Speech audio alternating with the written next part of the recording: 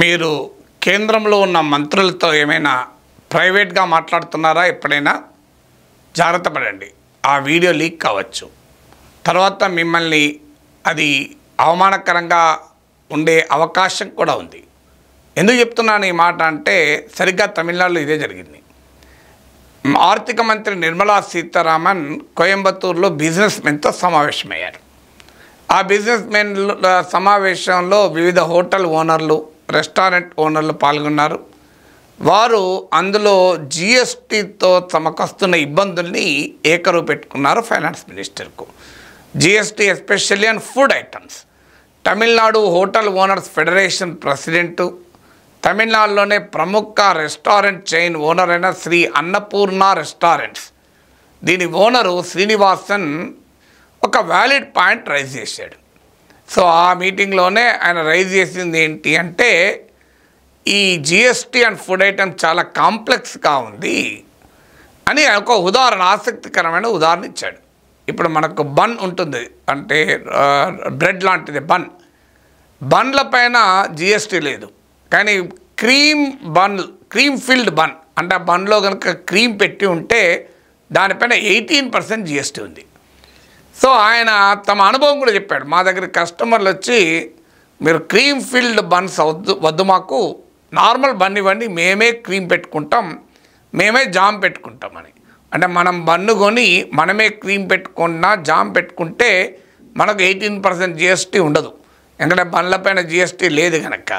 కానీ ఆ బన్లో క్రీమ్ పెట్టి ఉంటే, ఆ బన్లో గనక క్రీమ్ పెట్టి ఉంటే అది క్రీమ్ ఫిల్డ్ బన్గా భావించి దానికి 18% జిఎస్టీ. ఇదేం విచిత్రమైన జిఎస్టీ అని ఆయన, విచిత్రమైన జిఎస్టీ అని కూడా అనలే, ఇంకా ఈ రకమైన పరిస్థితి ఉంది అని వ్యాఖ్యానించాడు. ఆయన వ్యాఖ్యానించినప్పుడు అందరూ రెస్టారెంట్ ఓనర్లు అంతా నవ్వారు. ఇంట్రెస్టింగ్ ఏంటంటే నిర్మలా సీతారామన్ కూడా, ఆమె కూడా స్మైల్ చేసింది, దానికేమి ఆమె నెగిటివ్గా రియాక్ట్ కాలే. సో ఆమె కూడా నవ్వురుకుంది. సో ఇది జరిగిన తర్వాత మీకు ఇంట్రెస్టింగ్ ఏంటంటే, అయితే ఆమె దాని క్లారిఫికేషన్ కూడా ఇచ్చింది. ఇది తమిళనాడుకే ఉద్దేశించింది కాదు, జిఎస్టీ దేశమంతటికి సంబంధించింది, తప్పనిసరిగా మీ కన్సర్న్ పరిశీలిస్తామని కూడా ఆమె రెస్టారెంట్ ఓనర్స్కు హామీ ఇచ్చింది. ఇక్కడ వరకు కథ సవ్యంగా జరిగింది. ఇక అక్కడ కట్ చేస్తే, తర్వాత ఆ రెస్టారెంట్ ఓనర్ శ్రీనివాసన్ నిర్మలా సీతారామన్కు పర్సనల్గా కలిసి, నా ఉద్దేశము నెగటివ్ ఏమీ కాదు, నేను ఏ రాజకీయ పార్టీకి చెందినవాడిని కాదు, నేను ఐ రిగ్రెట్, ఐఎమ్ సారీ అని ఆయన అపాలజీగా చెప్పుకున్నాడు. అది ఆయన సంస్కారం. నిర్మలా సీతారామన్ ఫైనాన్స్ మినిస్టర్ వాస్తవంగా అపాలజీ చెప్పాల్సిన అవసరం లేదు. ఆయన ఒక పబ్లిక్ ఇష్యూని రైజ్ చేశాడు తప్ప ఆయన పర్సనల్ ప్రాబ్లం కాదు.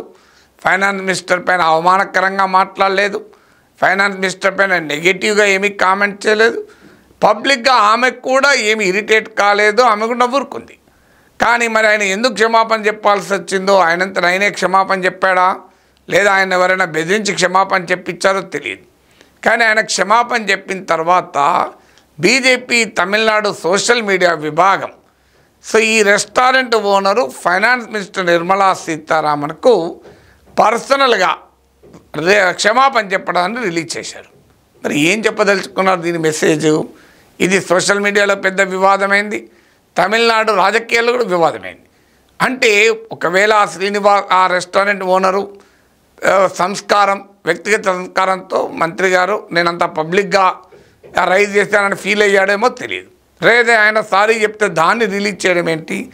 అసలు ఒక మంత్రితో ఒక బిజినెస్ మ్యాన్ మాట్లాడే కన్వర్జేషన్ ఎందుకు, ప్రైవేట్ కన్సర్వేషన్ ఎందుకు రికార్డు చేశారు? ఏ ఉద్దేశంతో రికార్డు చేశారు? ఏ ఉద్దేశంతో లీక్ చేశారు? రైట్ టు ప్రైవసీ అనేది ఫండమెంటల్ రైట్, వ్యక్తిగత గోప్యత అనేది ఫండమెంటల్ రైట్. ఒక పబ్లిక్ ఫంక్షన్లో జరిగిన దాన్ని ఎవరికైనా హక్కు ఉంది పబ్లిక్ డొమైన్లో పెట్టడానికి.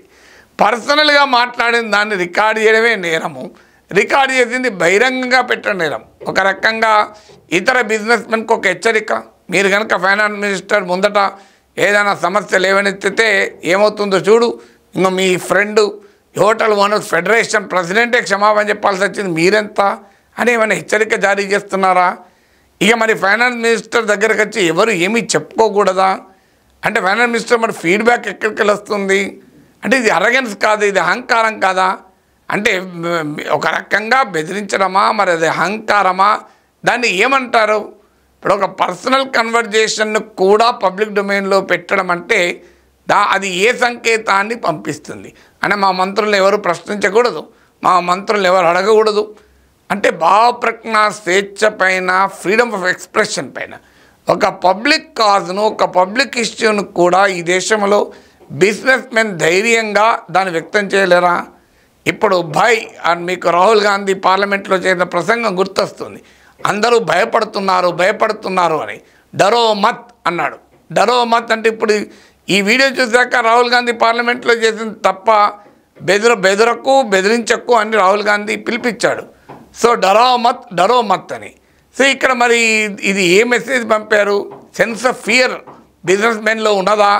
అంటే ఫైనాన్స్ మినిస్టర్ దగ్గర ఒక జెన్యూన్ ఇష్యూ, అదేంది ఆయన పర్సనల్ ప్రాబ్లం కాదు, ఆయన ఏమీ నెగటివ్గా మాట్లాడలేదు, ఆయన ఏమీ అగౌరవంగా మాట్లాడలేదు.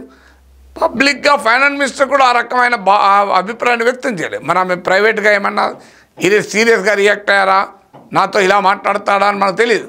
అది ఒక రకంగా ఫైనాన్స్ మినిస్టర్ గౌరవాన్ని కూడా దెబ్బతీస్తుంది. ఫైనాన్స్ మినిస్టర్ నిర్మలా సీతారామనే ఇది అతని పైన సీరియస్ అయి ఉంటేనే కదా ఆయన అపాలజీ చెప్పుకున్నాడు అన్న అభిప్రాయం వ్యక్తం కావచ్చు. అందువల్ల ఈ రకంగా ఒక రాజకీయ పార్టీ ఒక ఫైనాన్స్ మినిస్టర్కు, బిజినెస్ మెన్కు మధ్య జరిగిన ఒక ప్రైవేట్ కన్వర్జేషన్ రికార్డు చేసి బయటికి లీక్ చేయడం అనేది చాలా పెద్ద అభ్యంతరకరం.